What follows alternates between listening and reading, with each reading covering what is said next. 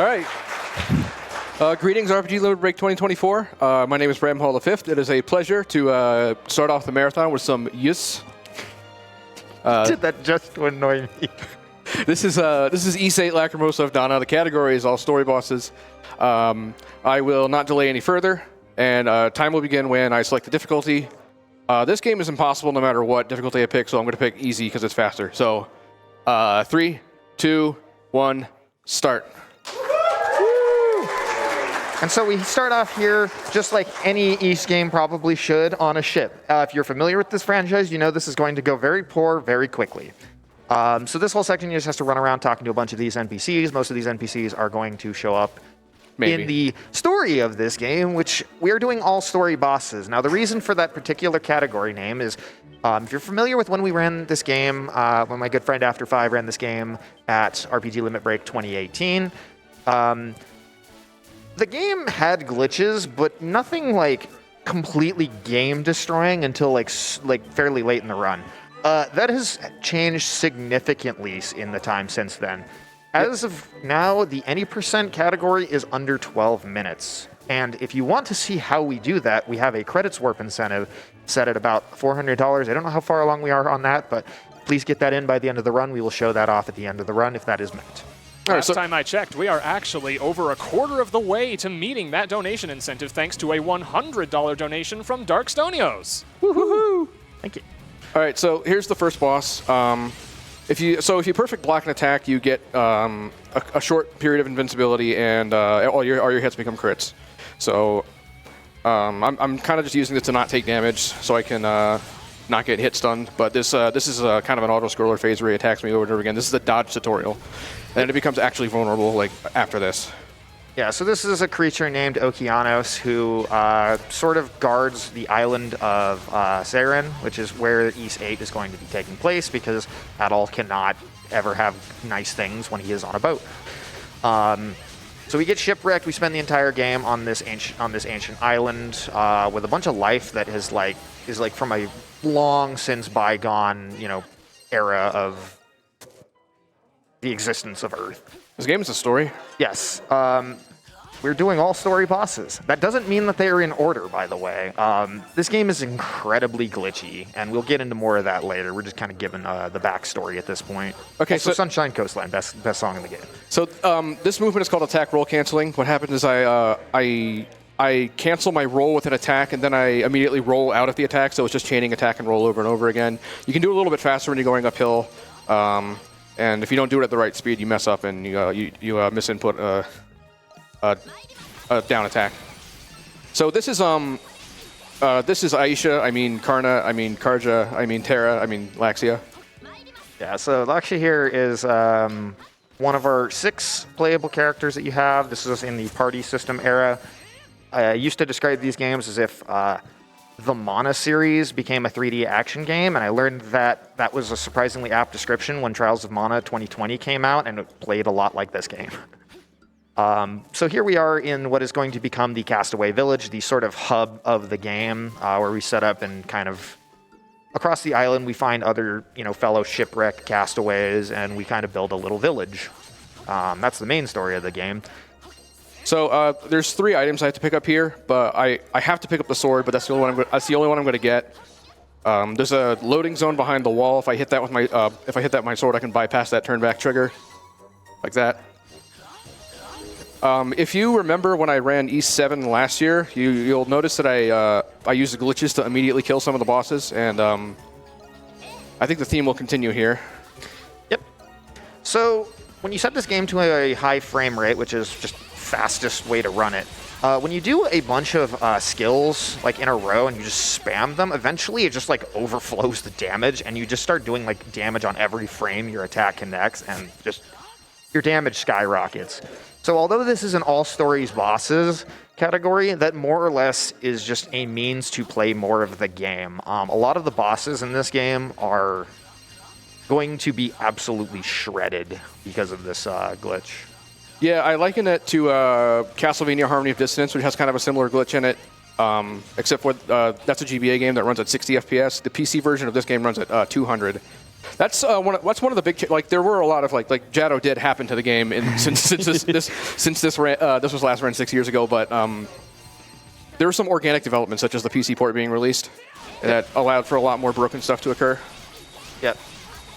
So we reference the name Jado. Jado is a good friend of ours in the East and to an extent other Falcom games community, as well as some other games like Pokemon Brilliant Diamond. And I think he did a little work on Toho Luna Nights.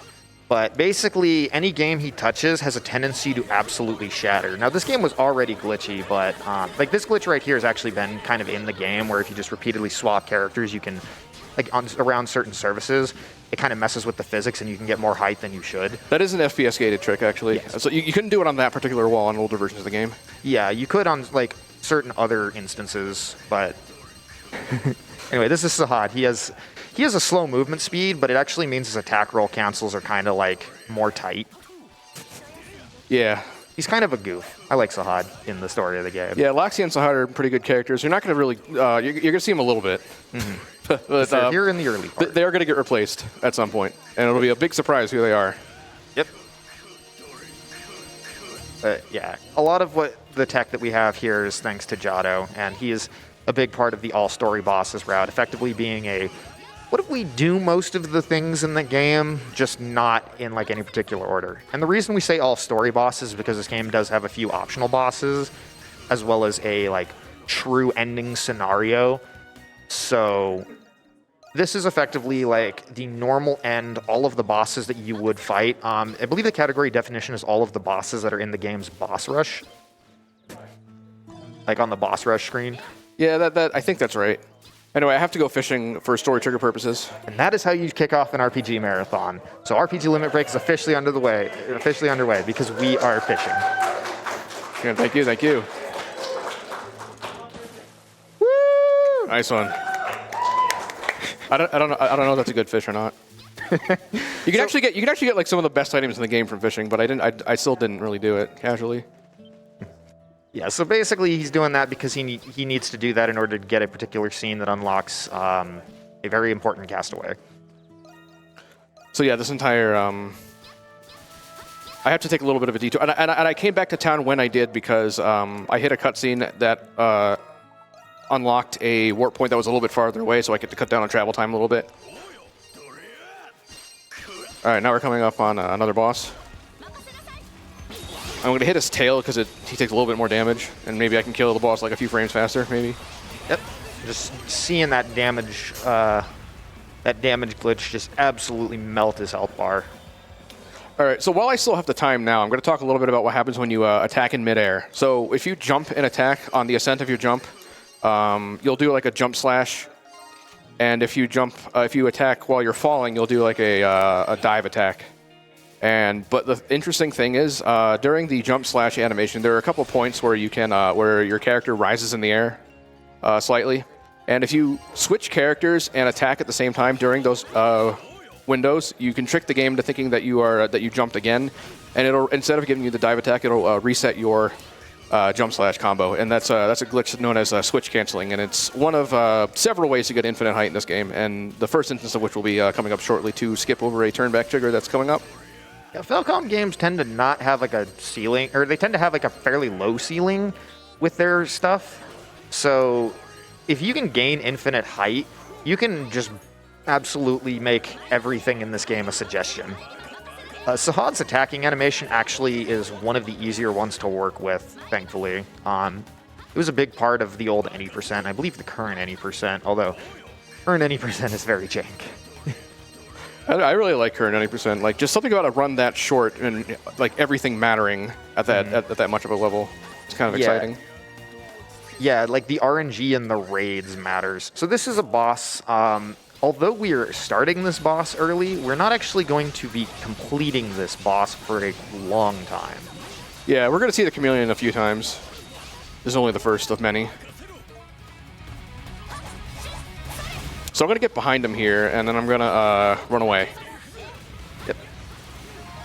So if you want to explain what happens when I leave the boss arena. Yep, so once he leaves the boss arena, the game is set into sort of a state where every screen that you go onto, it treats it like you have a boss active. So anytime you go to a screen that has a forced encounter or boss fight, it will automatically trigger when you enter that screen, basically. So this is a means to force bosses because they tend to not load when you get to an area the first time if you've broken the sequence of stuff. This particular time I'm doing it to respawn the tutorial fight in Castaway Village. Which is very important because the Castaway Village is the location of a lot of scenes in this game. I'm making a save in front of Dogi here just so everybody notices. So that way when I load it later, it's not going to be confusing. So this is Kathleen. She's the... Catherine? Kathleen. It is Kathleen. Okay, I'm like... It changed. Yes. She is the blacksmith, so he's just kind of giving him a slightly better weapon. So he's going to get into a fight here, and what he's going to do is exit out of the screen here, the instance of the battle here, because the loading zone for the Castaway Village is there. And what happens when you, like, end a fight before... like entering a new loading zone, like there's like a bit of a delay, and he's gonna enter the Castaway Village and walk around triggering a bunch of cutscenes, and that's gonna like stack them, and it's gonna basically allow him to completely sequence break this game. We're at like chapter 1 of I think 6 or 7. We're gonna be accelerating to way later here.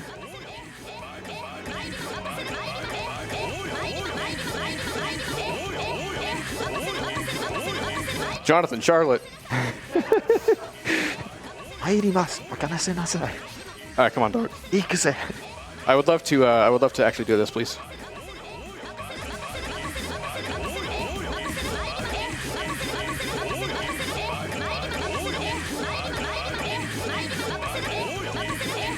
Oh my god. There we go. There we go. So now he is outside, and he can activate the load zone and then kill the enemies before the like fade out from that screen, because there's supposed to be a cutscene here. So he's going to trigger a bunch of stuff because it's all active on the Castaway Village here. Yeah, the particular cutscene I'm looking for is one at the very top of that hill that I just went up. But I have to go through all these first before I get to it. And the cutscene will trigger a scene from the end of Chapter 5 out of 6, which will lead me into a very important sequence. So that big turtle boss is actually be the last boss I fight for about like 15 or so minutes. There's a lot of setup that goes in over the time, but what will ensue will be a faster defeating of the bosses. So it's this cutscene I want to skip here. So here's a bunch of the rest of the characters. This is Donna, the title character of the game. And yes, she wears this outfit for the entire game. I'm very sorry. A good outfit. Makes sense with her character. Yeah, it does. Anyways, Donna's great, and we all love her. And her whole thing is that she is basically an Eternian, a human-like species, basically, from a very, very long time ago. There is some time warpy shenanigans with this game. We don't really have much time to get into it, and a lot of it is spoilery anyway. She has 3 different phases. She kind of is like a throwback to the old East games where you had Adol just being by himself. Her sections... if you switch characters and attack at the same time with Donna, or if you switch Donna forms and attack at the same time, you can just fly. Yes. So that's pretty cool. Yeah, she has the like infinite height trick, but way easier than like, switching between Sahad and Lakshya.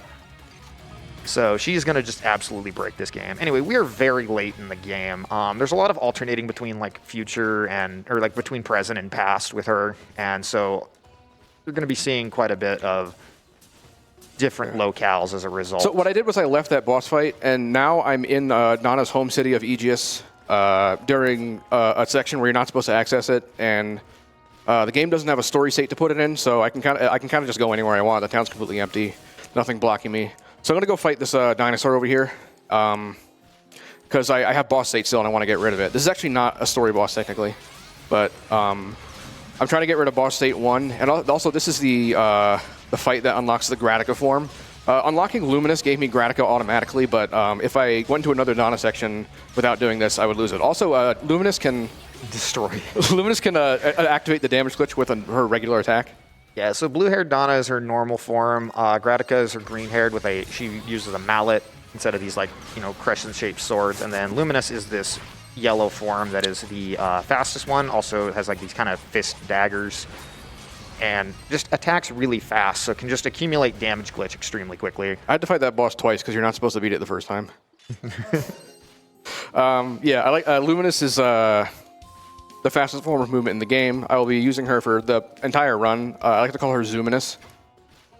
That's pretty good.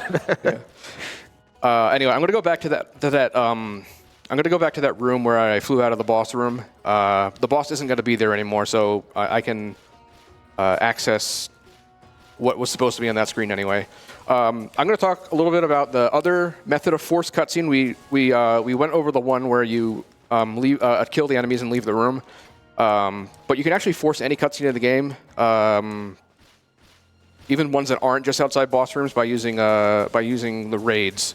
So when I made that save in front of Dogi, I was prepping myself to begin a raid after I touch this crystal and get this autosave here. So these are like tower defense mini games where you have to just beat a bunch of enemies. They're not auto scrollers, but they're pretty much on the rails. Mm-hmm. So it's just murdering wolves one after the other. Yep. So if the host has anything they want to talk about, this would be a good time. Yes, sir. We have a ton of donations coming in. We've got $20 from Shuffy. We have a $50 anonymous donation which says, another year, another marathon, another donation. Good luck to all the runners. $3 from Silver Deeds, who says, sending my love to RPG Limit Break. Another runner, One Free Fits, donates $25, saying, excited to be here at RPG Limit Break, both getting to run Worlds Collide on the big stage and as a volunteer. $50 from Funky. Reinforcements for the never-ending battle that Rob and the NAMI organization are waging to help people. $10 from Windbliss. This cat dragon is a mental wellness advocate who is strongly supportive of resources to help individuals who are either in crisis or are simply trying to secure their footing. Mental wellness is body wellness. NAMI has done many things, and so I continue to support NAMI whenever I can. $15 from Sumdiener. Super excited to be here for another awesome RPG Limit Break. Can't wait to see how much we raise for NAMI this year. We have already raised over $500, and we're nearly halfway to the Credits Warp Showcase. Let's go. Let's keep that going. Let's keep it going up all week. So keep it going indeed. I've got more donations if I have the time. Yeah, go ahead. Fantastic. The Royal Plutonian donates $1 and says, my first year here. I am so excited to see all the games crushed. That Chew Dude, $1. Sheesh, live alive. Are Gregory and Susie in this game? No, I'm sorry, they aren't. Nightchana donates $20. I have to see that Credits Warp. Good luck to all the runners. On that same note, Rujasu, $25. Look, I'm a simple NP. You mention Credits Warp, and I donate. Good luck on the run. I respect it. $50 from Konbanyao. RPG Limit Break. Hype! Super stoked for an amazing week. Let's kick the marathon off in the best way possible with bonus East. And lastly, $50 from Wells, who says, happy belated birthday, Bob. We love you. Thank you, thank you. Okay, so it's that gate over there that I'm trying to protect. They're pretty much never going to touch it because they die in one hit. But it'll, just so you know what it is I'm protecting, it's actually going to be important later. Like this one being easy difficulty. First raid, not too bad. Some of them later on can be especially tough if you don't like purchase upgrades. You're supposed to be able to like get upgrades for them, which can be pretty slow. Thanks, Dogi. Thank you, Dogi. They sadly removed him out of. They sadly made him too handsome for the party in this game. Like seriously, Dogi was always kind of the big tough guy, but like they made him like strangely like way more handsome in this game than he has ever been in any of the other these games. The problem is that they keep trying to ship Adol with literally anybody else, and it never works. Okay, I'm gonna have to stop you all here. So what I've been doing here is when it says stage clear and starts fading out, if I load a save file that's located on an inactive cutscene trigger, it will activate that cutscene trigger. So this is what you use to just cause the ending to show up in an any % run. But I'm going to use it to activate this particular cutscene right here, which ends one of the Donna sections. This teleports my party to the other side of the island, and also it reconstructs the palace in Eternia, which has a dungeon inside, which otherwise is inaccessible without a bunch of prerequisite story triggers. So I made life a lot easier for myself. All I had to do was a boring raid. You'll notice I'm going to be changing my controls a lot. A lot of the hovering methods are made easier if you have attack and switch on the same button. Unfortunately, in the PC version of the game, you can only have one button assignment for each action. The double binding isn't two-way. So if I have attack and switch bound to the same button, I can't attack. So I have to switch my controls back and forth a few times. Many times.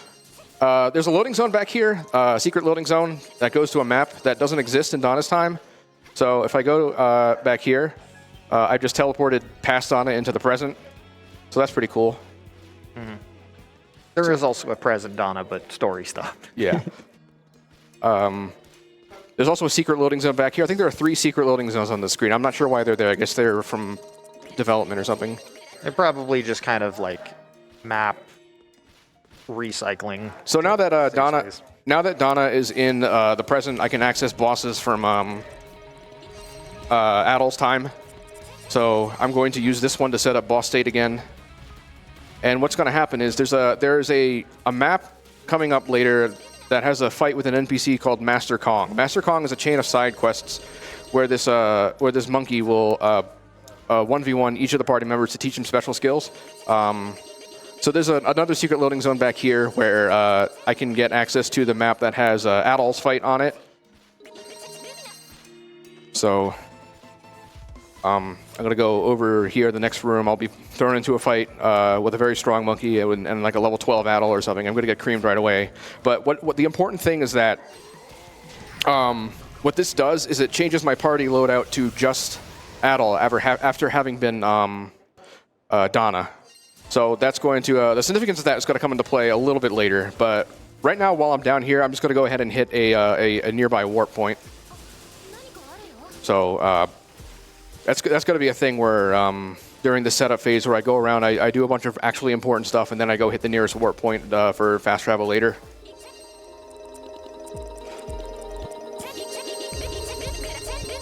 I can never tell how high this one is. There's just something I love about the aesthetic of Saren. Like, you get a decent variety in this game, but it still kind of fits the island motif at all points without ever like feeling, dull or repetitive. Yeah, that's an interesting point. Also, there's Beehive. Normally, you have to get something to break these, but we don't need to worry about that. Yeah, I don't know why that one's there. It doesn't actually block anything. All right, so watch what happens when I go back to the present. Oh.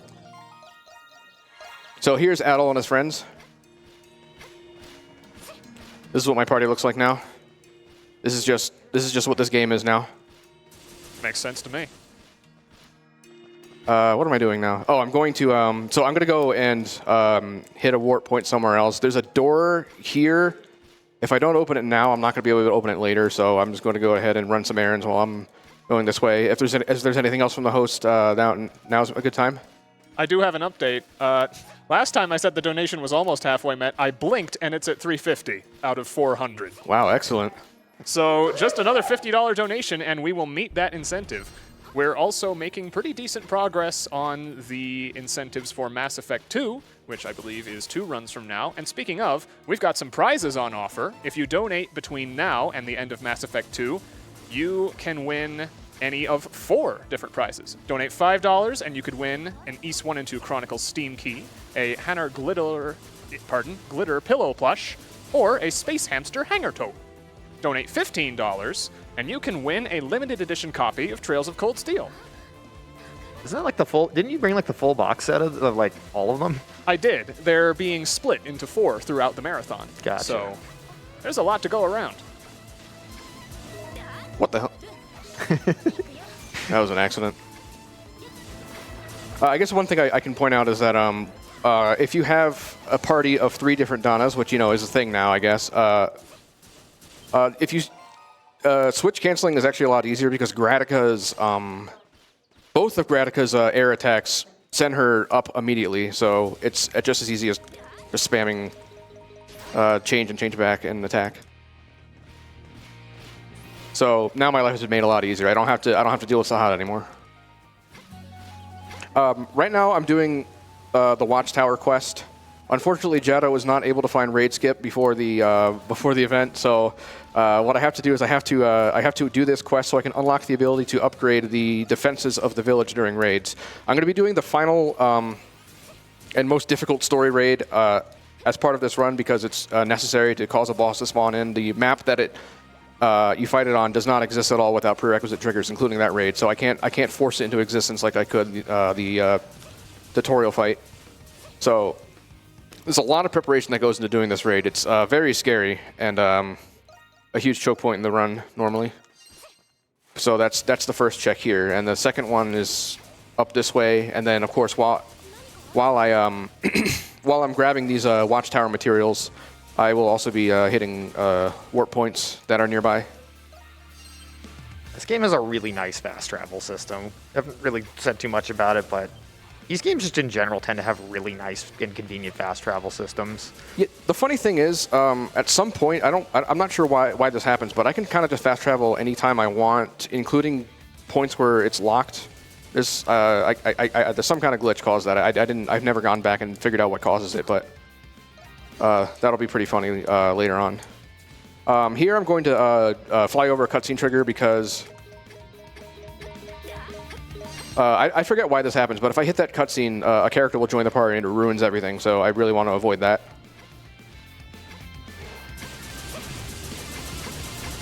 And the last watchtower material will be collected right now. Moving uphill in this game is really fun. Yeah, the physics are a little different for when you're moving uphill because it kind of like cancels your momentum, so you can just like chain together stuff. Like even before we had attack roll canceling, it was like you use jump roll, and then when you go like when you're just going up, you just jump and your movement speed just goes up. Yeah, we mentioned before attack roll canceling. That's another kind of FPS gated technique that became. It was always a thing, but it's more viable now that the game runs faster.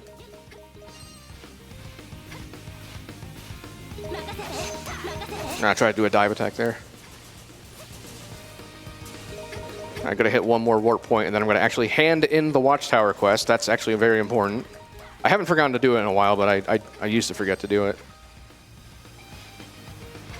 I am bopping my head to this soundtrack. I love it so much. It's very Sunshine Coastline, great. I made sure like to have it somewhere in the playlist. So. All right, now our setup is complete, so now we're going to go off to the old hole again and start knocking out some bosses. That is what we promised that we would do. So now we're going to start killing bosses. We're starting here for story trigger reasons. This game is going to look even more ridiculous, if you can believe that, after the Archaeozoic Chasm dungeon.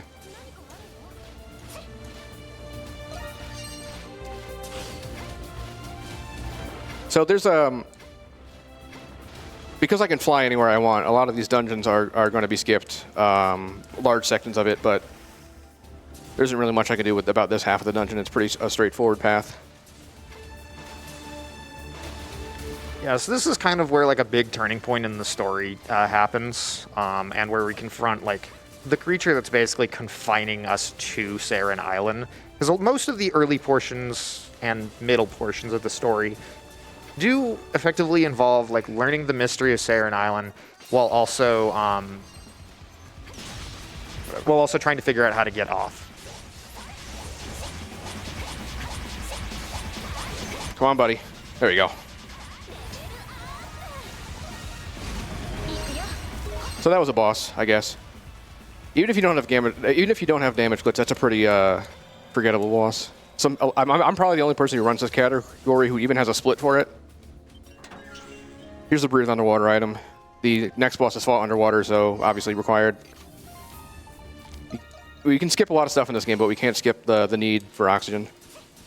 That is such a strange way of phrasing it.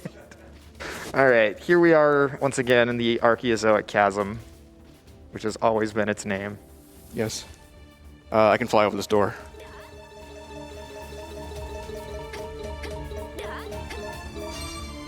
I messed up. I didn't go high enough.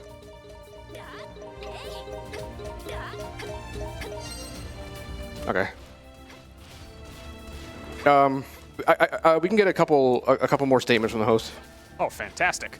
We have a $15 donation from Zero Wing and a $100 anonymous donation. We also have $25 from M Catastrophe, who says, longtime lurker and first-time donator. Thank you for continuing to run this event every year. I've personally reached out to Nami in the past with my mental health healing. It's been a bumpy ride, but without awareness and continued support for this group, I feel it would have been more difficult for me and others to get the help I needed. Thank you so much to the organization, the runners, and everybody helping to keep this event running to help others like myself. Now, so here's an RNG boss. This is Okeanos. Big, giant, ancient squid-like thing that kind of has been confining us to this island. So this is kind of payback. The way you're traditionally supposed to fight the boss is by slingshotting these dandelion things at him. But what I want him to do is I want him to slam his tentacle down on the ground like this. Oh no. Ideally I would have flash moved to that, which is kind of the companion mechanic to flash guard. Yeah, it effectively gives you a few seconds of bullet time, invulnerability, and time, slowing down. It allows you to get do it again. for damage. You can also stack both flash dodge and flash move on the same attack if you time it right. So really what I'm looking to do here is just stun him. I don't want to get that blue stun bar on the bottom left filled up. And that's when I can actually do real damage to him. If it ends up that I end up having to actually do it legitimately, then that's what it is. Usually I rely on damage glitch to do it. Come on. There we go. Just get him. Yep. So now attack is weak point. Massive damage. Indeed. Oh, I'm in the current. That's what's wrong. Okay, so what I'm going to do here is I'm going to attack him about 30 times, and I'm going to use my extra skill, which is it's like your finisher move. And that's going to cause a weird glitch where it ends the fight immediately. Normally, you can't actually kill bosses in the middle of these extra skill animations. And actually, normally this boss hangs on 1 HP, and you got to wait for him to fall down again. But I'm not sure why it happens, but it's good to get a faster kill on that boss, and it's consistent too with this setup. So now I'm going to spawn. I'm going to escape from this boss again. Did I do this right? No, hang on.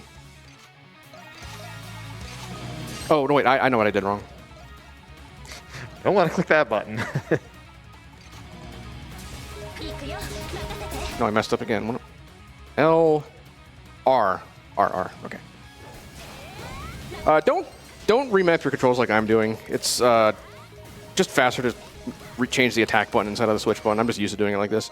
So I'm going to go back to that Donna section I went in near the start of the game. I'm going to actually fight that boss that I flew out of initially, but the boss isn't going to be there unless I force him to be there. So that's why I had to set him up like that. Yeah, I'll do this as well.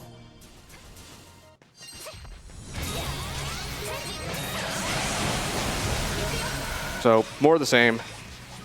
Okay, so for story purposes, this is actually the Donna section. After this Donna section, there's a short period in the game where Donna, who is in the present because she managed to put herself in cryo, leaves the party temporarily. So, for our purposes, that'll have a very strange effect.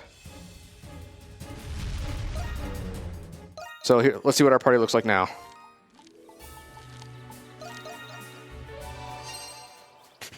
Oh. Oh, did I? Okay. So now I can move really fast with Luminous. I can fly using Donna's forms, and I have the main character of the game, Adol, who is you'll come to find is an incredible powerhouse and a great boss killer.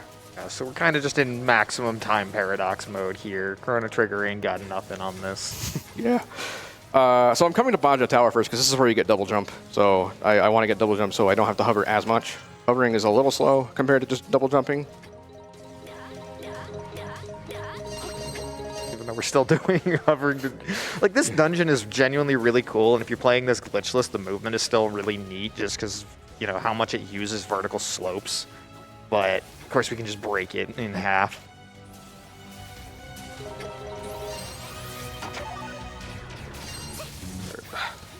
And so you're picking up all these resources here. What do you use those for eventually? The ones I picked up so far, I'm going to use to craft a piece of armor. And there's a couple I have to pick up in order to create materials to fortify the gate for the raid. Okay, I'm not using Adol for this fight because he's still low leveled and it's kind of dangerous. Oh wait, I say as I switch to Adol. Yeah, kind of one of the nice things about the Donna section is because of where it happens in the game. Her versions are all like a much higher level than our main party would be at this point. Okay, so I just taught Adol a Tornado Sword. This is the most overpowered skill in the game. It's so overpowered, it's actually in the intro cutscene of the game we found out. Yeah, we just saw it. Like somehow hadn't noticed that. Yeah, well, I don't watch the intro ever.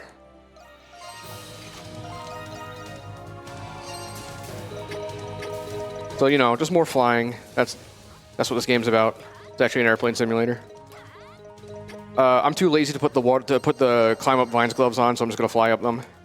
I don't know if it's faster to do it like that or not. It probably is.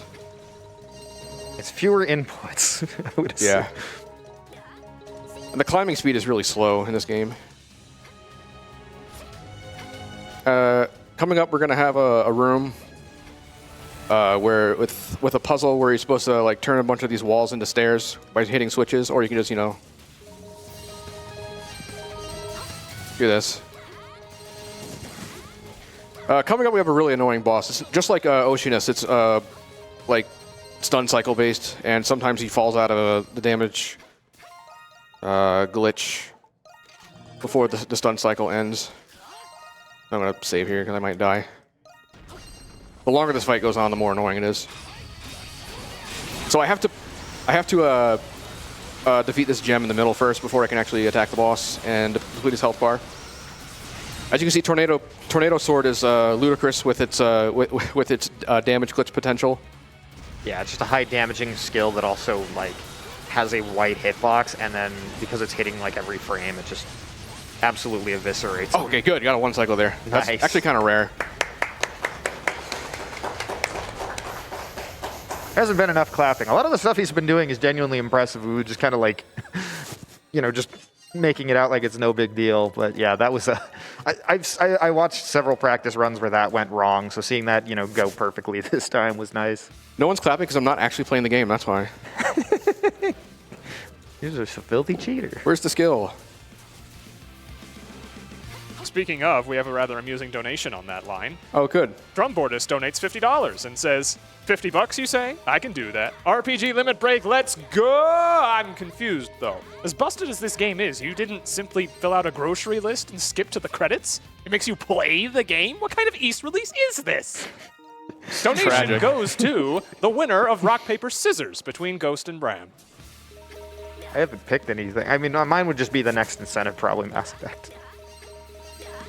All right, so now we're gonna go fight. We're gonna go say hello to some pirate ghosts. Rock, paper, scissors? No? Oh, sorry. Rock, paper, scissors, shoot. I win. Ah, darn. I would do best 2 out of 3, but we got a speed run to do. Yeah. Right, to Mass Effect it goes.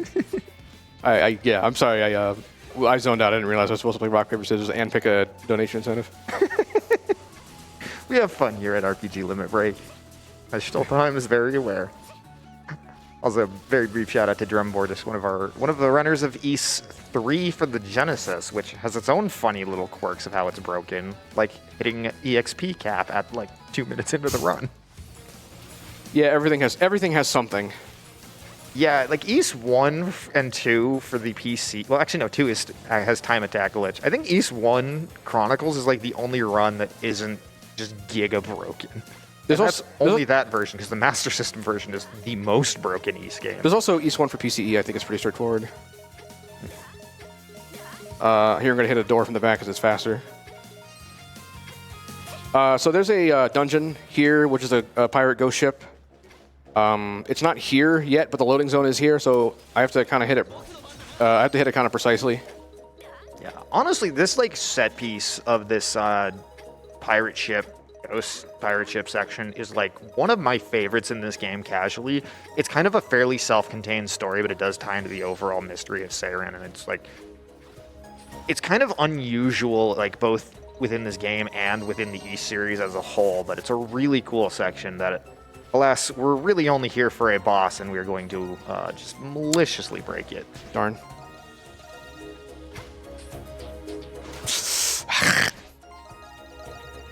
Yeah, loading zone is a little tricky to get. Yeah, if you're not over, if you're not like over where the ship is supposed to be, then the kind of the out of bounds void out plane is a lot higher in the air, so you hit it a lot more easily. Hang on.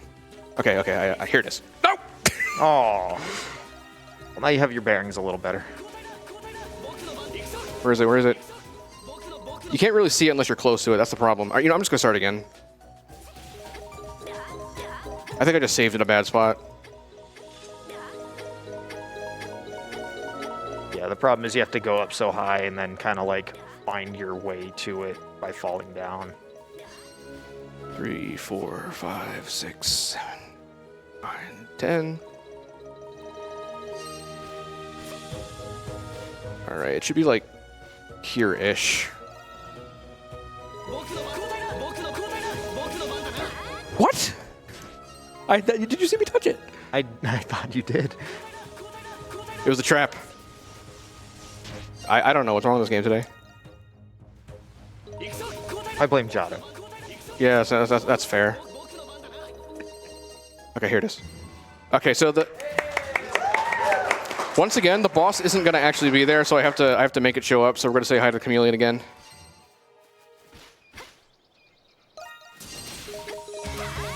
Yeah. The fact this is the most convenient fight to use this on is like nice because it just means we can quickly come back here anytime. Oh, here's the boss of the pirate ship. He'll have to wait his turn, the chameleon. Unfortunately. Cool. God, that's like MMO damage.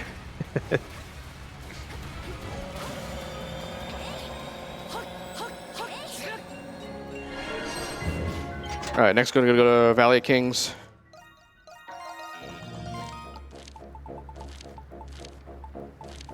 There's so many quest markers. Like it's throwing off my menu, my map cursor.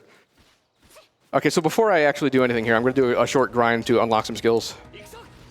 Have I got time for a donation or two? Yeah, sure. Fantastic. We have $5 from Cielor Megaten, who says, very happy to be witnessing RPG Limit Break for the first time. Good luck to all the runners. Greetings from Argentina. $50 from Autumn, who says, wishing the happiest birthday to Gordon and sending all my love to Kay. I love and miss you. And $75 from K Fizzle4, who says, my favorite Dogi line comes from E6. My name is Dogi, the Wall Crusher. Want to get your walls crushed? I would normally spend much more time watching RPG Limit Break, but I'm going to be very busy this week because of the holiday. I'll try to donate and watch when I can, but in case I don't have enough time, I wanted to get in for that GBA SP, and that is a really good prize. You donate during the first half of the marathon, that's from now through the end of Live Alive. You are entered in the running for that custom Game Boy Advance with an LCD screen and a bunch of other upgrades. Okay, got all the skills I want. It's kind of serendipitous you're bookending the first half of the marathon. Oh, me, yeah. That Live Alive, I know that game.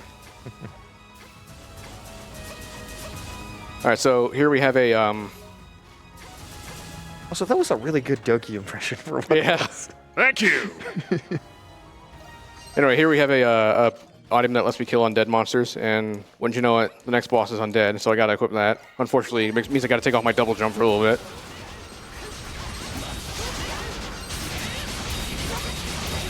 This guy doesn't like to die. I don't know why. There he goes. How rude of him.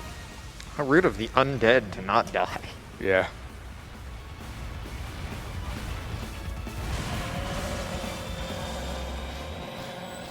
You know, the fade out for the boss kills is convenient for, you know, the force cutscene glitch, but I wish it were a little shorter. Actually, no, I don't. Wish there was a way to skip it. Cool. Or at least turbo it. All right, so here's another tricky out of bounds I have to do. I'm going to fly over this loading zone, and then I'm going to hit this door down here.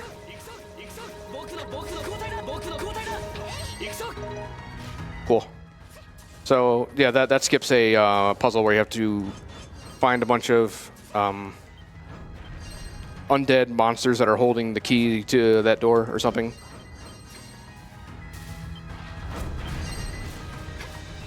And then here's some puzzles where you have to turn around these statues so that they match the pictures on the door. These first three are mandatory, but the last one's optional. going to pick up an item in this chest here that has a strength boosting item. My strength actually does matter in this run, believe it or not. If you're going to be doing, repeated amounts of damage, you want those ticks to be as big as possible. Yeah. And then, of course, there's that raid I keep hyping up, which is, again, pretty frightening. All right, so this boss here has 2 phases. The first one, you're supposed to go around in a circle and beat a bunch of little guys, but actually you can skip it.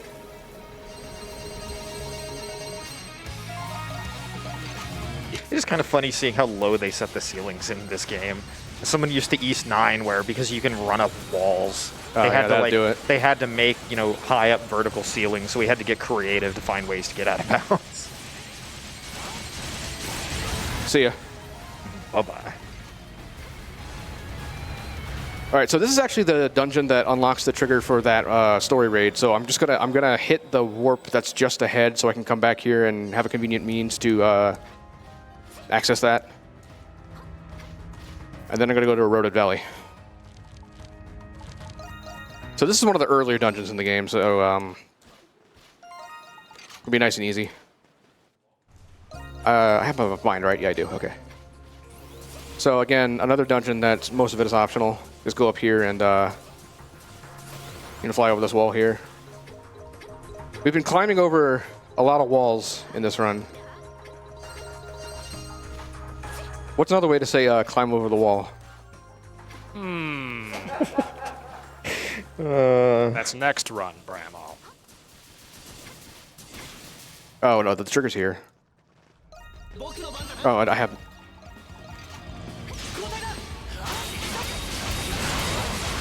So the bosses, there's 4 worms and there's 1 worm. I don't even need the damage glitch for this one because I just outclass them. For the big worm, I'm gonna use damage glitch because he might go in the ground and I don't want him to.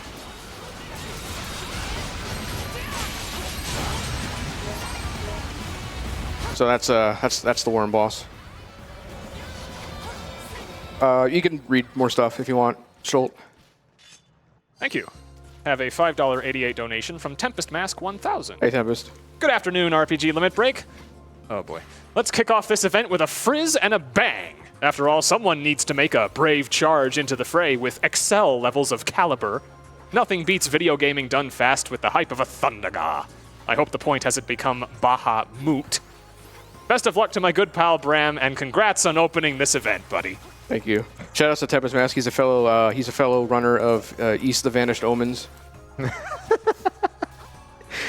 I am a fellow runner of East the Vanished Omen. You can be too. Anyone can. It takes 23 seconds.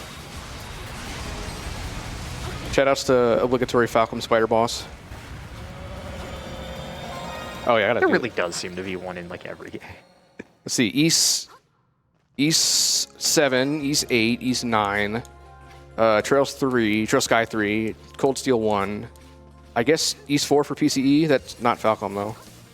Anyway, this is Dina, the item trader. Basically, this is where I'm gonna get my items for the gate.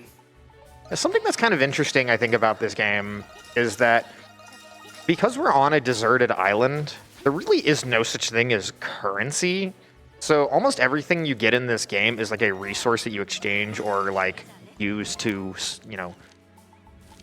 enhance or augment an existing thing.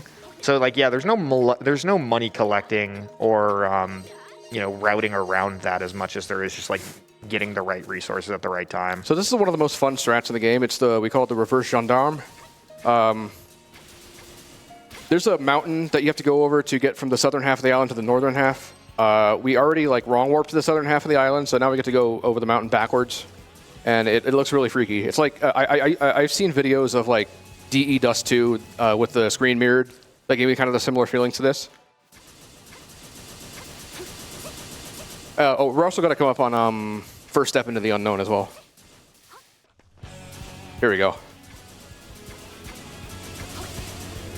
For this soundtrack, they seem to use the full JGK band very sparingly, so it's good. It's good to hear this track here. I think this is the only track in the game that has like a proper guitar solo in it. Yep, that's Yukihiro Jindo and the JDK band for you. There's a lot of really fun uphill movement here as well. If there are any other more announcements, you can read them here. Well, I am delighted to announce that we met the credits warp incentive. Let's go. And as a reminder for what all of these donations are going toward, RPG Limit Break 2024 is proud to support NAMI, the National Alliance on Mental Illness. They are the nation's largest grassroots mental health organization whose work is focused around three main pillars: education and support, awareness, and advocacy. Advocacy, especially, is an interesting focus for this marathon because NAMI engages in federal advocacy and supports NAMI state organizations, such as the chapter here in Utah, where RPG Limit Break takes place, in their state-level advocacy efforts to help people overcome their mental struggles.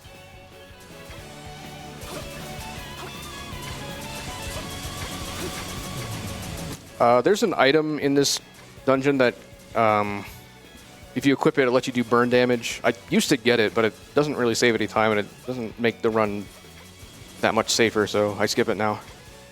But instead, I have an item on my hand that gives me more damage, so I think that's more useful. You said this was a full JDK band. Does that include having Terramaya on guitar? I would assume so. Yeah, so one of the guitarists for JDK band, not JDK sound team, but like JDK band for when they do full-on stuff, is a guy who does guitar work for a few different things. Probably one of the most famous being Dematori, a band that mostly does like power metal covers of Toho tracks. There was a boss up there, but I hate that boss, so I'm going to do it later. Yeah, you can do it now, but it is quicker and less annoying to do it later because we can just quickly warp back.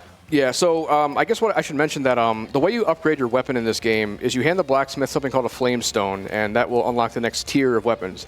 However, if you don't have if you get them out of order and you don't have the next flame stone in the sequence, you can't upgrade your weapon at all. And so I'm stuck at whatever I'm at here now and the only upgrades to my weapons I'm going to get are ones that are forced. And there's one coming up pretty soon, so that's why I'm kind of saving that boss.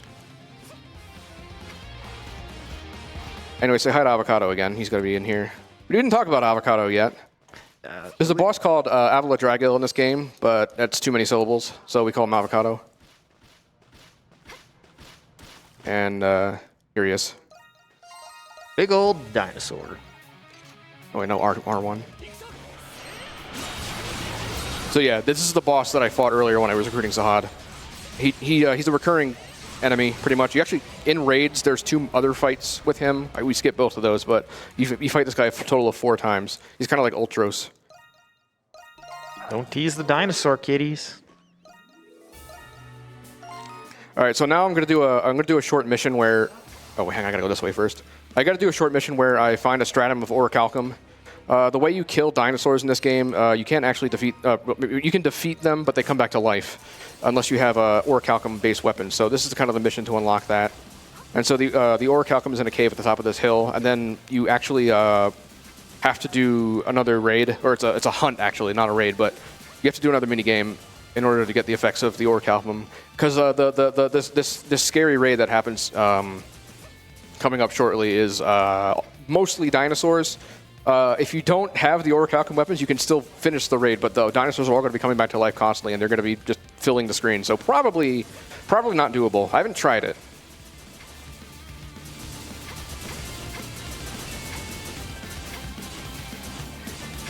So it's in this cave here. However, I'm actually gonna duck out real quick. I'm gonna do a really quick detour to pick up an optional castaway named Austin. So what the castaway NPCs do in this game is that they bring like certain effects during raids and give you certain buffs. This guy will full heal your party if he shows up, so it's good to have him. And all I gotta do is fight these little wolves, and then he joins. Gosh, you're so much higher levels, they just evaporate. Yeah, I mean, I think these are like level 1 wolves anyway, or maybe not, I don't know.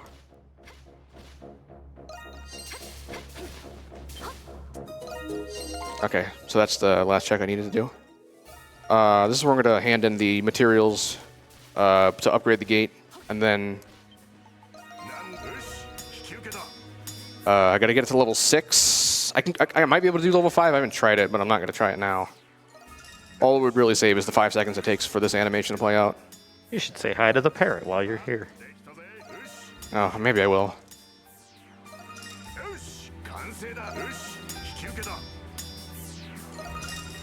It's inconvenient though, because like look, start hunt is right here. Whatever. What do you say? Give me food.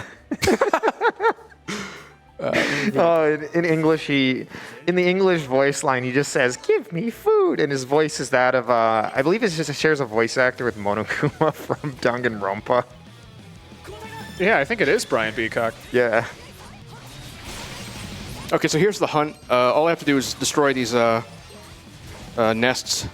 I can't do actual damage to them unless there's a torch lit nearby. So I'm gonna have to light the torches and destroy all the nests, and then after that, a boss is gonna show up. I really want to try to do this as quickly as possible to see if I can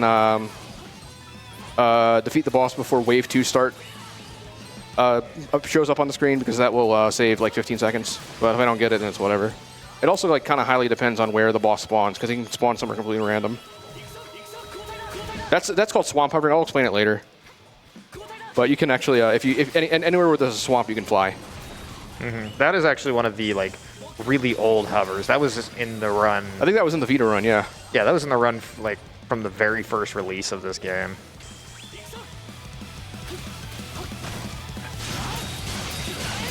Oh, did he knock over the torch? Ugh. Well, so much for the fast fight, fast hunt. I didn't see that they knocked it over.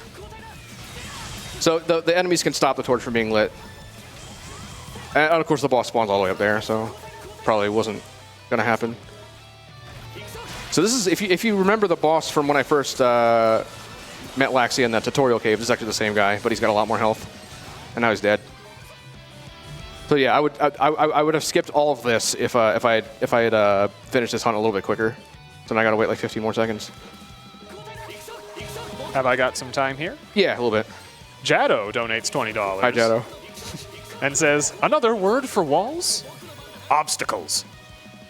Zushi Wushian, $5. Hi, thank you for Restream. We do have a Restream in Japanese and French on Twitch, and we thank those volunteers very much for helping to spread our stream far and wide. We also have $5 from Spyreal, who says, here's my little donation to save the Normandy crew. May everyone have a great marathon. Okay, so this is the raid I was talking about. Make a save here. So let me immediately show you the #1 reason why this raid is terrifying. Wait. I can't heal. So, I should just kind of not die. I like how Ricotta's the one in the party. We don't get enough of her in any of the glitched runs. Just sad, because I like using her in this game. Yeah, so Adol's supposed to be supposed to be there, but he's invisible. And then the only character to have joined since then, since I broke everything, was Ricotta. So she's kind of just the only one there. I can't even put her in my party. See, the party's grayed out. I'm supposed to be able to change party members during raids. We get a lot of those gremlin kind of characters in East now that I think about it. Ricotta's great. Yeah, I love it. Yeah, just like a really fun set of like skills to just kind of use around. It's like her, Adol, and Donna, I think, were my final party. So I'm not really using damage glitch on these guys because they just don't have enough health to justify it. I've already stacked a bunch of strength on Adol anyway, so Force Edge, which is another very overpowered skill, does pretty short work of them. What's really good is that if you are using a skill and you're in a skill animation, if you get hit, you take like less damage, depending on how much SP the skill costs. I have a 40 SP skill equipped, just in case I need it, even though it's not a very good one. And that'll give me a 90% damage reduction on this difficulty anyway. Oh, I also have Queen in the Castaway lineup. I just noticed that because there's a cutscene you can trigger in the Castaway Village Force cutscene that recruits that character, but it's a little bit out of the way. So I only hit it because my movement wasn't like completely clean. So what I'm looking for in those Castaway icons in the top right there, Captain Barbaros is coming up. That's a really good one because, as you'll notice, I'm regenning my HP constantly, and Captain Barbaros will set the regen rate to max. So that's very, very useful to me. Also Austin, like I mentioned, he will full heal everybody if he shows up. So these are like my only means of healing because again, I can't use healing items. I didn't pick up any precisely because I can't use them. And because this is late in the game, like, the enemies can actually do some pretty harsh damage. So it is, like, they are threats. Yeah.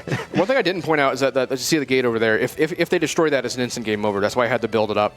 And they're going to get it pretty low. They're going to get it probably at a halfway. But yeah. This raid used to be done around the appropriate level. And then we changed the route, and now it's scary. And there's the best castaway in the queue, Shoe Bill. Oh yeah, there he is. I forget what he does, though. I think it's just a damage increase. He's actually good. More damage is good. I believe Dogi is like the best one in any percent. Yes, he can save you like 10 seconds. Which matters when record is like 11 minutes and 18 seconds. Yeah, or something so like Spire, who's the record holder for pretty much every category on the PC. and every category in East 9. And any percent in Trails from Zero, which is the next run. He's just kind of cracked. Does he have it now? I know he was trading it with another guy. Yeah, him and MKI4N were, we sometimes call Mekon, but MKI4N, they were trading records of that for like a couple of weeks. Anyway, so what I was saying, Spire's record in any percent gets like the best possible Dogi spawn. It's on like I think the third formation on the second wave. And I think that one will save you like 8, 9, 10 seconds. So that's gonna be a tough one for anyone to try to, even probably him himself to beat as well. He has just this tendency to like really optimize these games in a way that like we didn't even think was possible in some cases. I think his record in this category is like an hour 17. Hour 14. Oh, even better. Yeah. We can get more message from the host. Why, sure. I do want to mention that the Game Boy Advance SP we have on offer isn't the only big prize we have this year. We have a grand total of 3. If you donate during the first half of the marathon, you are entered for the Game Boy Advance with a $75 minimum donation. To donate $75 minimum in the second half of the marathon, you are entered to win Bob the Ninja Wailord, a behemoth plushie that has become our staple giant plushie of the year. Donate $250 cumulative over the course of the marathon. Doesn't have to be one big donation. It can be multiple smaller donations. And you are entered to win a replica Buster Sword, which you can occasionally see in the layout on the bottom left corner there if you want some perspective of just how massive that thing is. All right, so this has been a good raid so far. It's almost over, and I haven't ridden hit too badly. There's another wave after this, but it's just a boss. And once you defeat the boss, the wave just ends, no matter how many enemies are on the screen. And of course, since I can kill things really fast, as we've very well established at this point, it will be over pretty quickly. Just seeing this makes me glad that the 80% of East 9 is just one wave of the tutorial raid and then like a very quasi mini boss, and then we're done and we don't have to deal with it anymore. We used to have to do all the raids up until chapter 4. Yeah, the raids in East 9, I like them a lot less because it's a visual thing. That's what it is. Yeah, they're in this like neon red and purple color scheme.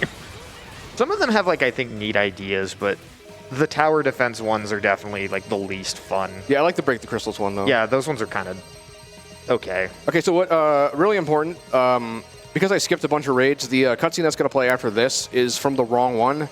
And so I can't skip it, or it will send me to the story state associated with that cutscene, and it'll basically soft lock. So I have to remember not to do that, and I have to fast forward through it like this, and then skip the one after it. Yeah, you can skip these cutscenes, but some instances of doing that really mess with stuff. There's something like that in East 9 as well, or at least there was for a while. One. I think we finally found a way around it. All right, I'm going to beat Jysburn now. Yep, this is the really annoying boss that likes to spend a lot of his time off screen. Ideally, I kill him instantly.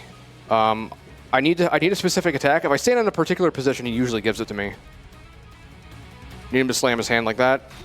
Oh, I missed the flash move, so... Okay, he's not flying away yet, so that's good. Okay, got him. I love watching the health bar go from like 75% to 0 in an instant. Yeah. Yeah. Yeah, that's a little bit stressful because if he flies away, it's like an, I don't know, 15-second time loss something. Yeah, a lot of... I mean, it's probably even faster just load an autosave and try again. Yeah. We did pick the easy difficulty at the start of the run, and that does make these boss fights faster, but like damage glitch just kind of means that we're not doing that much more if we're playing it on a higher difficulty. So it's just every hit you take just means even more time loss. We do Sky Third on normal, cowards. You did SC on easy last year. You didn't want to talk. I'm gonna bring up Spire again. He's on a nightmare run of any percent. He is. Spire is great. Was able to finally get in touch with him, and we, talked a lot of things over. And he's like, just kind of getting some of his strats, and helping to like optimize these games even further. Like one of the things that I've really appreciated about the East community since I've joined is it's been a like not just a like big community effort, but it's been a global effort. Like we have runners in the like trails and East communities from like Indonesia, South America, Central America, US, Canada, UK, and like a lot of the Japanese community has helped out with finding stuff. It's a real Yakko Warner community. You just age all of us like 20 years. That's my childhood. All right, so there's a boss coming up.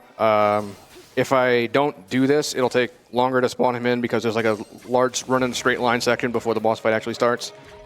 If I set up boss state, then he'll spawn in immediately, so that's very convenient. Also take this bind off. There you go.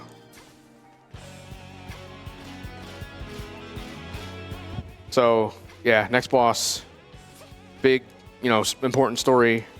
Boss, Adol becomes the god of something, I think.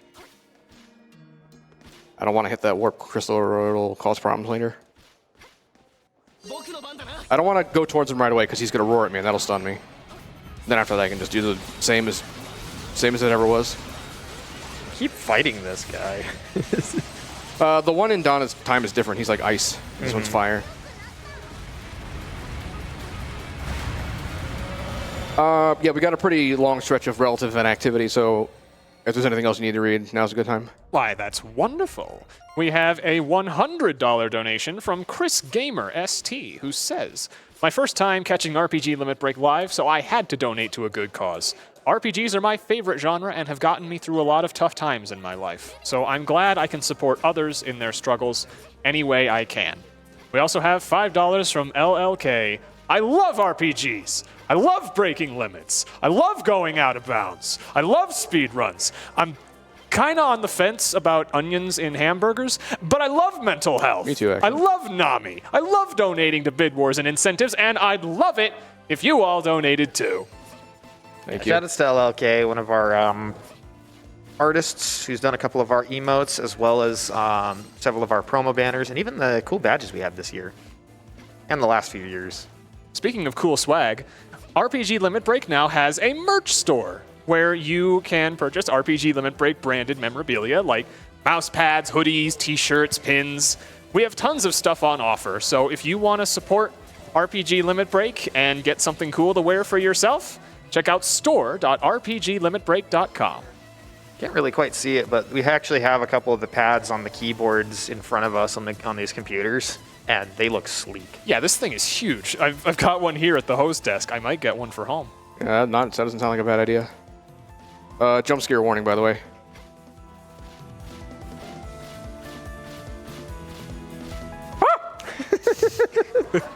Okay, the creatures didn't startle me, but the noise. I love how Ys 8 has more dinosaurs than Dinosaur Resurrection. Oh, Stolta reaching into the deep cut of Falcom. All right, so we're about to enter the final dungeon.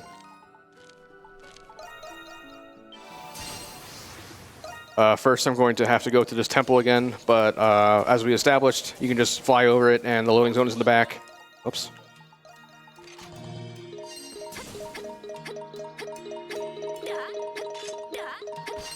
Ah! Wrong loading zone.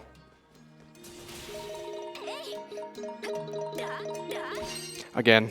Okay, I gotta go higher than that.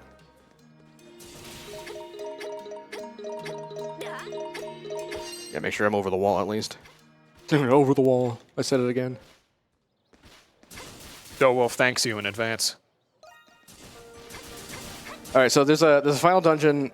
Has a bunch of mini bosses everywhere, and then 4 actual bosses. I guess 5 if you include the final boss. The problem is that fighting mini bosses aren't story bosses, so we're going to just not do that actually. Again, worth noting, we aren't doing the we're doing the like regular ending, so not the true ending, because to get the true ending you have to like get a certain number of like points for your village, and there is a way to do that quickly. We actually do have a couple of true ending categories, but the glitched way of doing that involves like stacking a cutscene like 97 times or something like that. Yeah, all bosses would involve doing that, so that's kind of why we have all story bosses, because all bosses would just be a little bit, maybe a little bit boring. There would also be, I would imagine, the inclusion of the quote-unquote super boss. There's just like this level 81. I wonder how we would beat that boss. Probably the same way we beat every other boss. Wait. Okay, so if you lock onto this boss, you can it'll actually turn your camera over to where he is right before he jumps out of the water. I guess I accidentally unlocked unlocked the camera though, and so I had to look for him.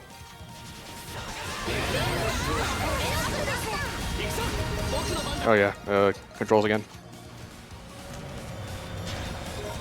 I always do a little fly away like here, like after some of the bosses, just to make sure I have the bind set. All right, who's next?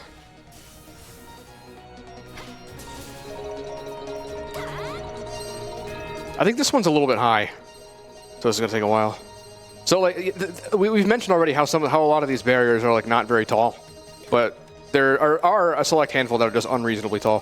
One of them is actually there was like a double jump locked ledge on the way to the Ghost Pirate ship, and if you don't have a double jump, they just put a stupidly tall invisible wall, so you don't get up there by accident. They might have put that there because they did put some intentional ledge forgiveness in here, and maybe some people might be cheeky and get up it early. I don't know. Bless their hearts, they tried. The funny thing is, in most ways, these games tend to be very well programmed. It's just that every broken glitch in this game is just downstream from the fact that you get infinite jumps. Yeah, that's how a lot of these things tend to work. You find the one thread and it all unravels from there. Mm-hmm.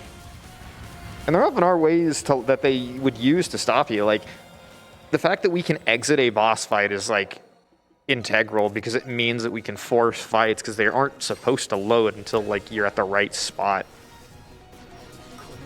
All right, so we're, actually, there's a mini boss coming up. We are gonna fight this one.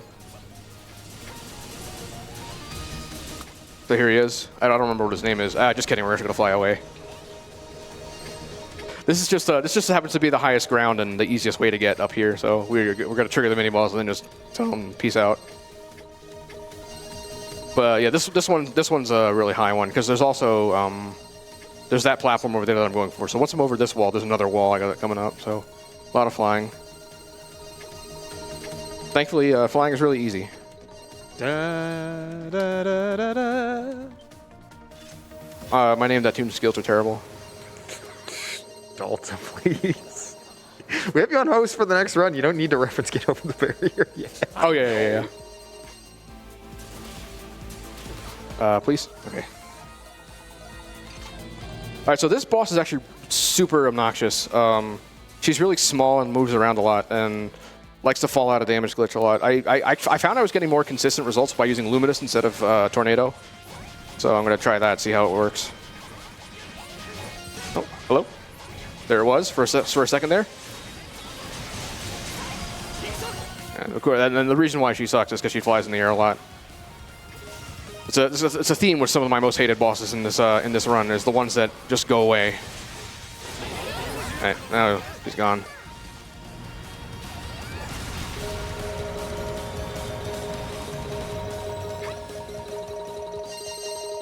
Okay, so defeating the bosses, all the bosses in this final dungeon, will unlock the final weapon upgrade for Adol. And then pretty much after this point, we're going to go back and clean up all the bosses that we skipped. So the Mistletoe is so strong that pretty much any boss we fought up until this point had to justify being defeated before we unlocked it, and which turns out to actually be most of the bosses of the game because so much setup is required for that raid.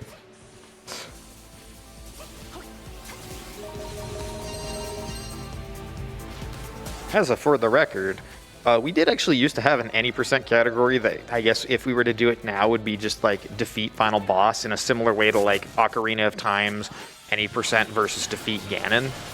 The any % route used to be about 15 minutes, so the credits were really only saved about 3 minutes. That's how slim the margins of like skips in this game really are. It's so broken that the credits warp was like, it was fun, but you would think it would have saved a lot more time. Wrong warp. There it is. All right, so that unlocks the Mistletoe. So now we're going to go up onto the Kiergaard section. This is going to take a lot of explaining as well. So there's a boss named Kiergaard in this game. Unfortunately, the map that he's fought on is the same one that you fight Avocado on at the very beginning of the game. So I can't use boss state to spawn him in. It's only going to spawn in Avocado. So what I'm going to do is I'm going to use Force Cutscene again to trigger the cutscene that comes before the Kiergaard fight, and that'll set the story to the correct flag to have Kiergaard spawn in. Yeah, despite everything, Kiergaard is like the only... I like seeing Gratica just spinning in the background. Kiergaard is like the only like human boss fight. He's basically a castaway who kind of goes rogue. Rip Barbaros. He lasted a surprisingly long time. Okay, so also, I'm not going to fight Kiergaard right away because I still have boss state, and if I go into the Kiergaard boss room now, Avocado would still be there, and I'd have to get rid of him first. So what I'm going to do is I'm going to take advantage of the fact that I still have boss state, and I'm going to defeat another boss that would have required it to set up. So this is the Sanctuary Crypt. There's only one boss. There's a bunch of bosses in here, but only one of them is required to beat the game, and this thus counts as a story boss. God, I love this dungeon theme. This dungeon, I believe, was like actually added to the console releases of this game, because this game originally released first on the PlayStation Vita before moving to PS4 and eventually PC and Switch. The dungeon around here, I believe, was not in the Vita version for like space reasons. There's a whole extra like sub-story here, as well as a dungeon that's probably, I would say, one of the better dungeons Falcom has ever made. It's one of the few that actually involves like puzzles that aren't extremely like basic. Oops. Where am I going? Back here. Okay, so now we're gonna fight Kiergaard for real.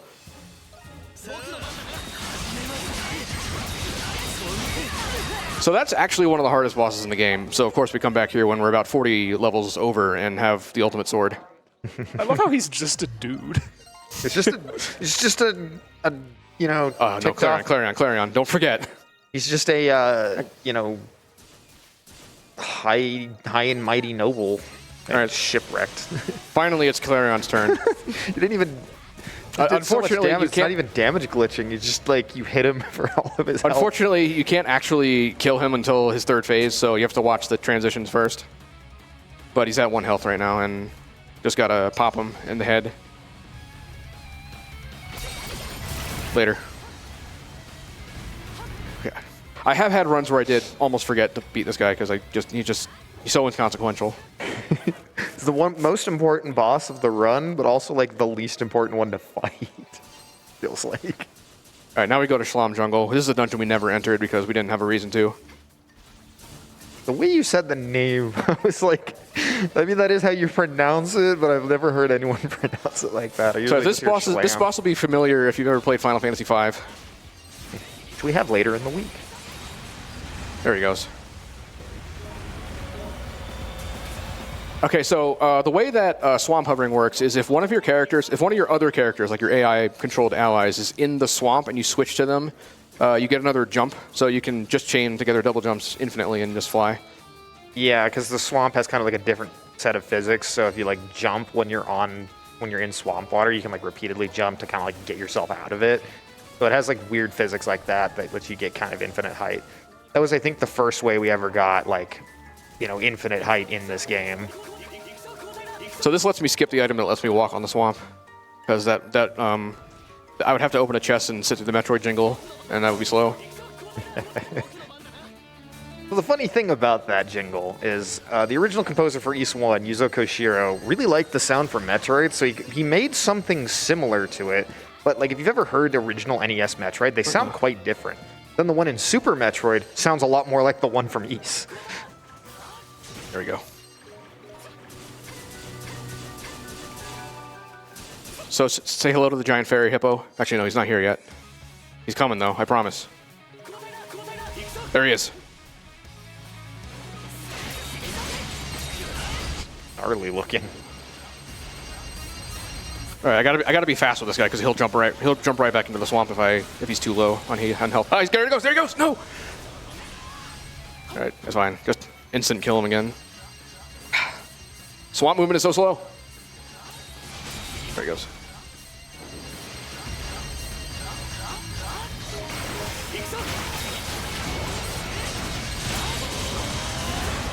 That's an annoying boss because that can happen.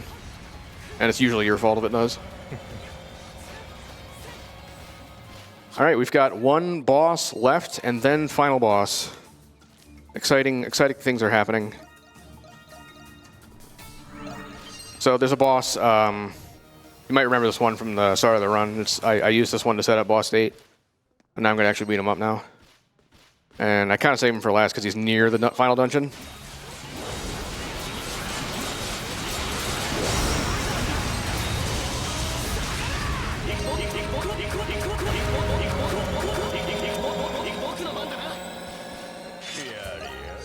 Yada yada. Boku no bandana. Is that all French? Boku no bandana.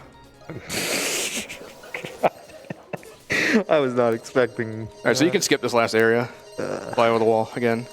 I have a command in my own chat for my bandana because of how often you hear that line in Ys and Trails.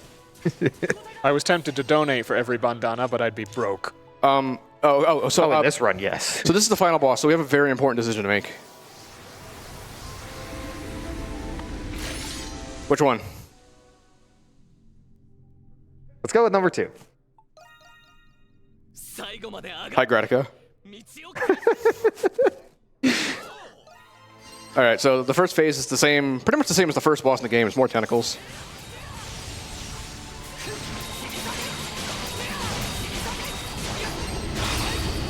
And then there's more tentacles. Your typical multi-stage Ys final boss. Yeah, they kind of been reusing the final boss from E6 for a while. I'd say this reminds me more of 7. I was gonna say 7 because like 6, Yeah. because like 6's is like just the arc, and it's not even really like the final boss is Ernst before it. if we're honest.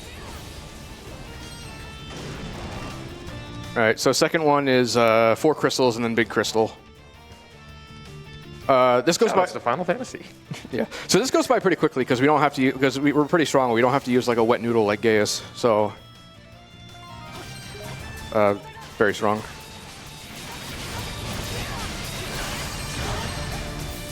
Schultz went quiet. Sorry, what? I said we don't have to use a wet noodle like Gaius. Oh. Sorry, I must have tuned out the lie.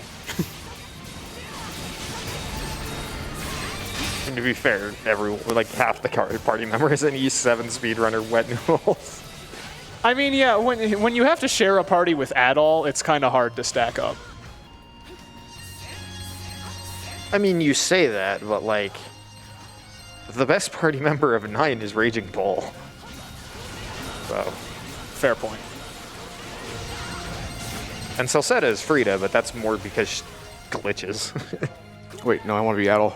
Okay, so this last phase is probably the most RNG one. There's like one move I really want to see him do, and he's more likely to use something else. So we'll see what he goes with. The problem is that he can move out of the way. You know, typical Ys 8 boss. Scared of my tornadoes. Yeah, see, that's not good. And then the worst one he can do is he can fly away. Yeah, there he goes. Bosses just like to go AFK in this game. They're scared of battle. Imagine if Dogi were here, they'd soil themselves probably. I did confirm that Dogi is pretty much the strongest character in East Versus for what it's worth. When you're actually allowed to play as him for once. There he goes. All right, time for time to watch some anime. Hi, Luminous.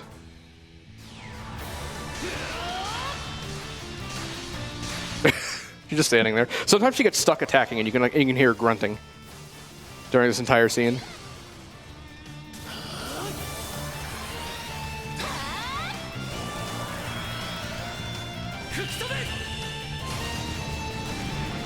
Okay, so after this, we go back to Castaway Village. We talk to Ricotta, talk to Hummel, talk to Sahad, warp somewhere, 3 cutscenes, and then time.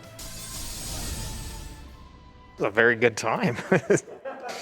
Yeah, we For are marathon. blazing through this. Yeah, the estimate was kind of generous, but I mean, to be fair, there was definitely a lot of like. it's under my submission video. Falcom Games coming in under estimate partially because of massive pushes before the marathon. What else is new?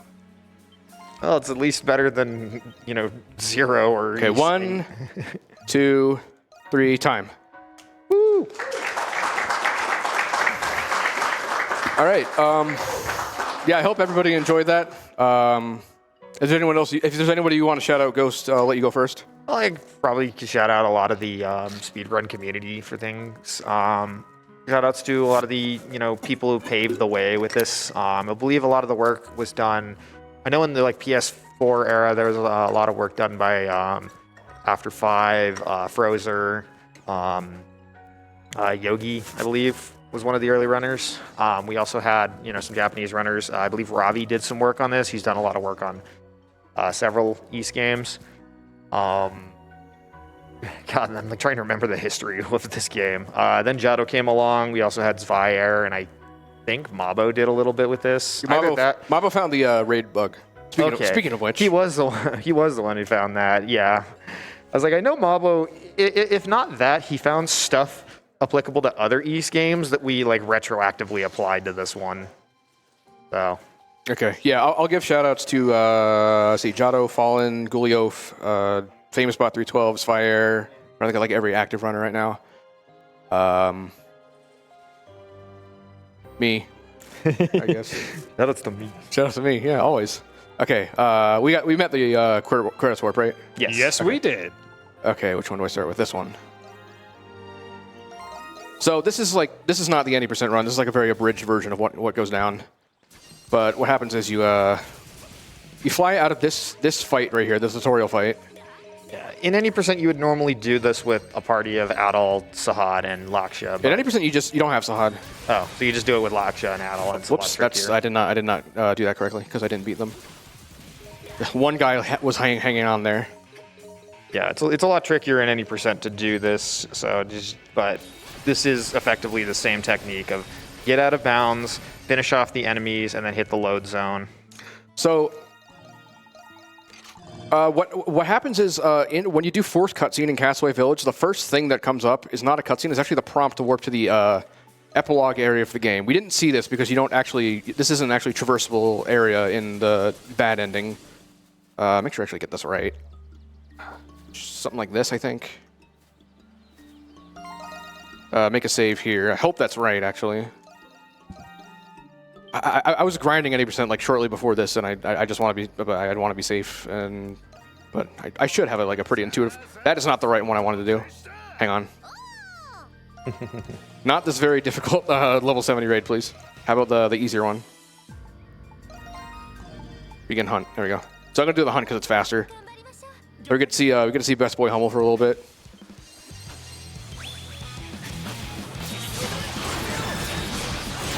Shoutouts to Sean Chiplock. I believe he's voiced by Ken in Japanese. Yeah, that's one of the guys whose name I can actually remember. Yeah. I think most famously among Westerners for Judai Yuki in the Japanese version of Yu-Gi-Oh! GX. Gotta remember, I actually put on the walk on Swamp Thing on this file. This is for my casual file.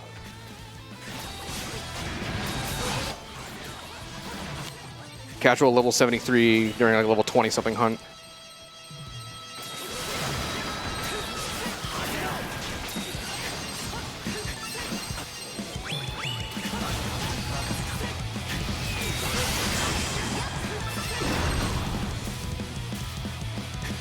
Yeah, I'm guessing. So the way I'm guessing it's working is you can do this on any raid. Normally you do it on the first raid of the game, but because this is a later stage, just for the sake of demonstration, we're doing it on this one instead. Yeah. Have I got time real quick? Almost. Gotcha.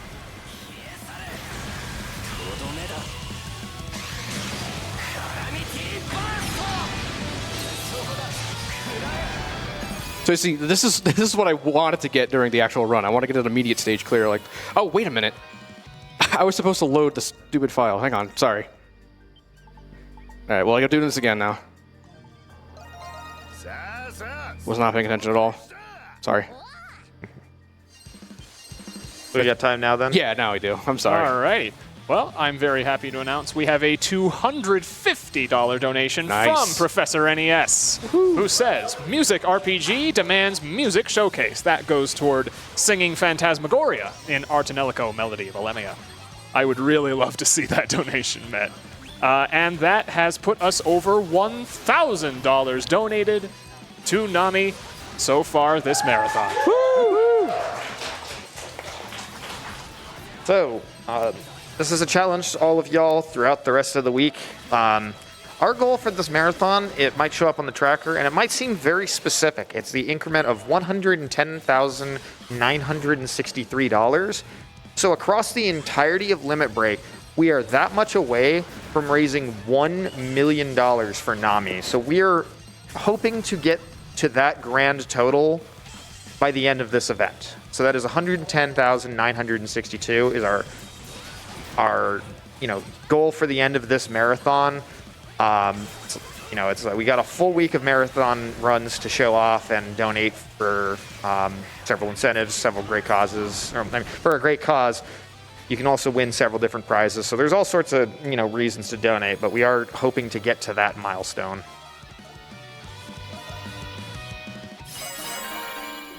All right, the end. It always amuses me every time I see it. Alrighty. All right, and I'll let you get over to Trails from Zero. That's gonna be a fun run to watch too. Yeah, you think this is broken? It's broken. Zvire broke that one even more, arguably. All right. Have a great day, everybody. Be back for Live Alive. Yep.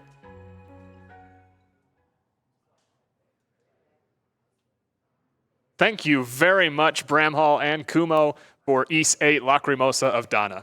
If you liked what you saw from Ys 8, our sponsor, NIS America, has more Ys goodness coming out this fall with Ys 10 Nordics. They've got a little trailer here for you, so we're going to throw you to that. Sit tight and get hype!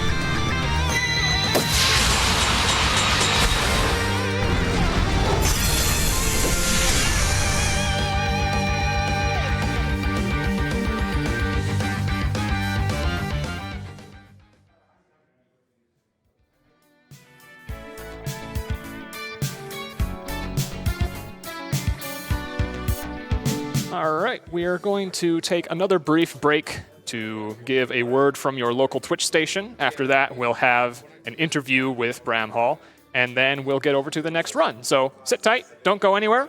We'll be right back after these commercials.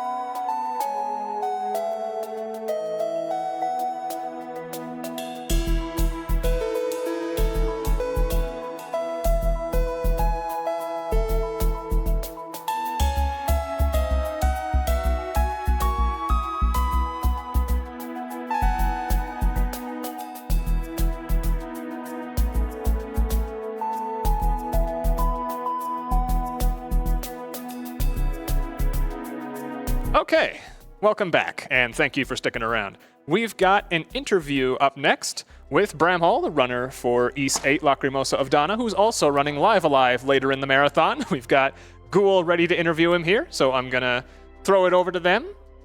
And with that, you two have fun. How's it going, RPG Limit Break? I am here with Bramhall, the runner of that awesome Ease run. How do you feel about that? How do you think that went overall? I think it went really well. I was, I submitted an estimate that was a lot longer than that, so I wasn't expecting it to go as well as it did.